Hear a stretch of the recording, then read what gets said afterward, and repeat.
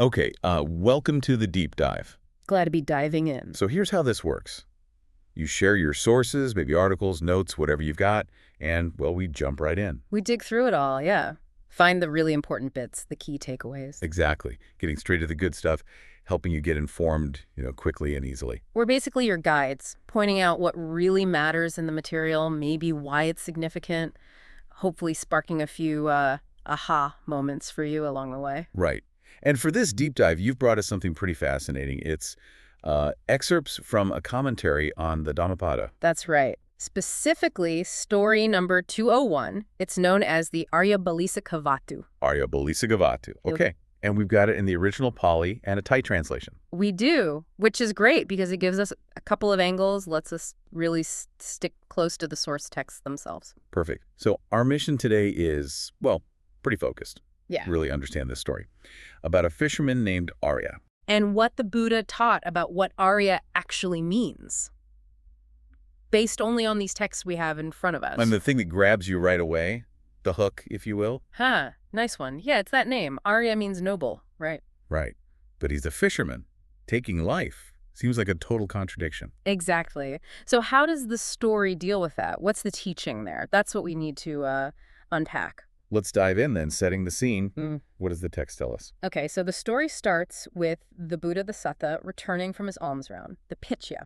Getcha. Okay. This is happening near Savatthi, Savatthi city, just outside the northern gate in a village there. And he's not alone. No. He's got a big group of monks with him, the Bhikkhusag, and it mentions some heavy hitters are there, like Sariputta and Moggallana. The chief disciples. Got it. And the commentary adds a really crucial detail right here. It says the Buddha saw something specific about someone he was about to meet. Oh, like what? It uses this term, upanasaya, relating to the path to stream entry, the Sotapadimagasa. Ah, so he perceived the potential in someone. The conditions were right for a spiritual breakthrough. Exactly. That's the sense you get. The Buddha saw this person was ready, essentially. Okay, so he sees this potential. Then what happens? Then, in that very moment, the text says, Tasmikant. Like, right then they see him, the fisherman. A Bālisika. Yep, the Bālisika. And he's fishing, actively catching fish, machikamashanto, with a hook, Balasena. So he's right in the middle of his work. He is. But then he sees the Buddha and all the monks coming towards him. And what does he do? His reaction is immediate. The source says he just stops, he drops his fishing hook, Balisaya Chachafa. Drops it. Yeah, puts it down, and then he just stands there, waiting. Atese. He pauses his activity completely. Interesting. So the Buddha then stops nearby. Right. Not far off. Tassa aviduhane nivatipatio stands there. And the conversation starts. But maybe not how you'd expect. Well, yeah, it's kind of indirect at first. The Buddha actually starts asking the monks their names. The monks? Why? The text mentions him asking Sariputta and others, Sariputta Paradina Namani Pucci. So Sariputta says. They reply, I am Sariputta, I am Moggallana, aha Sariputta, ahan Moggallanati. Standard stuff. Okay. But the fisherman is just standing there watching this. He is. And here's where the commentary gives us that little insight into his head. It tells us what he's thinking. Oh, brilliant. What's going through his mind? He's thinking, basically, the teacher's asking everyone else their names. I bet he's going to ask me mine, too. Sata sabesa nome puchati, mamapi nama puchisati manyeti. He's anticipating it. He is. He wants to be asked. Yeah. And the text confirms. The Buddha knew this tassa ichanyatva. He perceived his wish. So the Buddha turns to him. Yes. Yeah. Addresses him as upasaka, which means a lay follower. Right. And asks him directly, upasaka tavaka namati pucci, lay follower, what is your name? Okay, here it comes. The moment. Exactly. And the fisherman replies respectfully, Bante, like venerable sir, my name is Ariya. Aha Bante Aryo namati vute. Ariya. Noble. Mm. And he's a fisherman. Wow. Yeah. That's the crux of it, the name versus the action. So how does the Buddha respond to that? Does he just say, oh, nice name? No, not at all. He goes straight to the heart of the matter. It becomes a teaching moment right there. What does he say? He says, upasaka, lay follower, one who takes the life of living beings. Apatipati. Someone who harms life. It's not called Ariya just because of the name.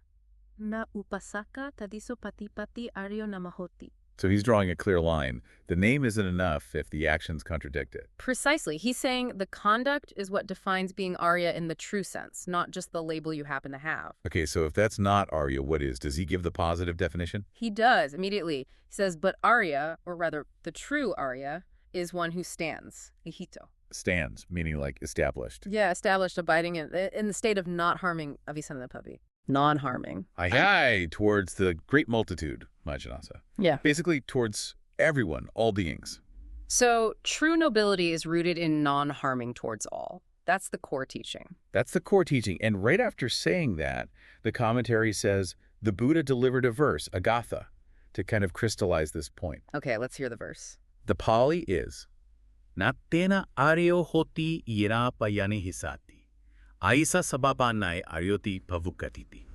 and the translation provided in the source. It translates as, he is not noble by which he harms living beings. By non-harming towards all living beings, he is called Ariya. Pretty direct. Yeah. It hammers home the point made just before. Absolutely. No ambiguity there. Does the commentary elaborate any further on this? Especially on that key term, ayasa. It does, yeah, it breaks down the verse a bit. First, it explicitly defines Isa right there as by non-harming Aisasari. Ahisanena, simple enough. Okay. Then it explains the first line of the verse. It says, the reason why someone harms living beings, yenapati isari, that action, that harming, is not the reason natena karana, why they get to be called Ariya. It reinforces the Buddha's initial statement to the fisherman. Got it. Harming disqualifies one from being truly Ariya. So what qualifies them? How does it explain the second line? It says the person who is called Ariya aya Ariyoti Pavagatiti is someone who is far from harming. Hisato Ariyito. Far from harming. So like detached from it, removed from it. Sort of, but it's more than just distance. It says this state of being far from harming comes about because they are established patihatat in non-harming, ahisanena. Established in it, like it's their foundation. Exactly. And crucially, it adds, established in non-harming towards all living beings, sabapatan. Towards all of them, not just some. Right. And then it gives a hint about how one might achieve this state. It suggests it could be through practices like cultivating loving kindness. So it's not just passively not harming, but potentially actively cultivating a state of mind, like loving kindness, that leads to being established in non-harming towards everyone. That's the strong implication, yes. It's about an internal state, a cultivated quality of being, not just the absence of a particular negative action at one moment. It's deeper than just putting the hook down.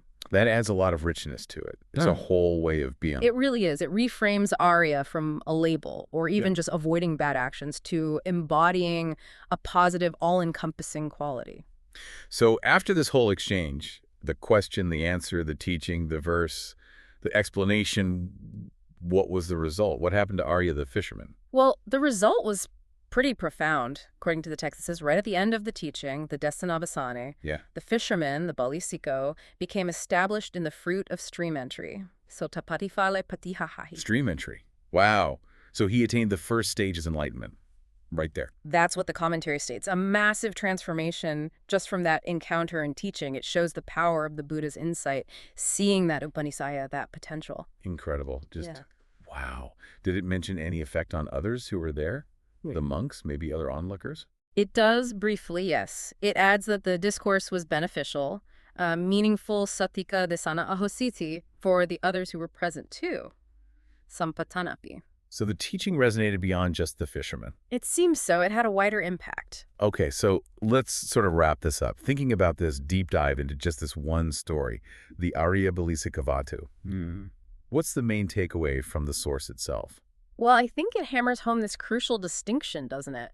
Between just having a name, even a noble one like Ariya, and actually embodying what that name signifies in a deeper ethical sense. And that embodiment, according to this teaching, is fundamentally about non-harming, ahisa.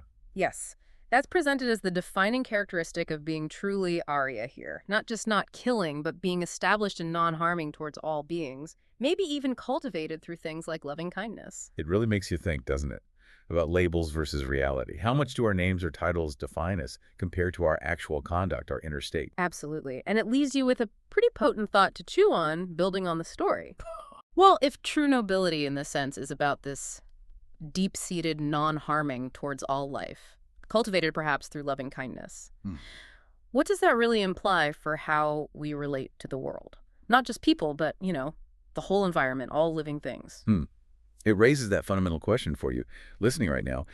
In your own life, what defines you more? Is it the labels you carry, the roles you play, or is it your actions, your intentions, especially regarding, well, the well-being of others, of all life?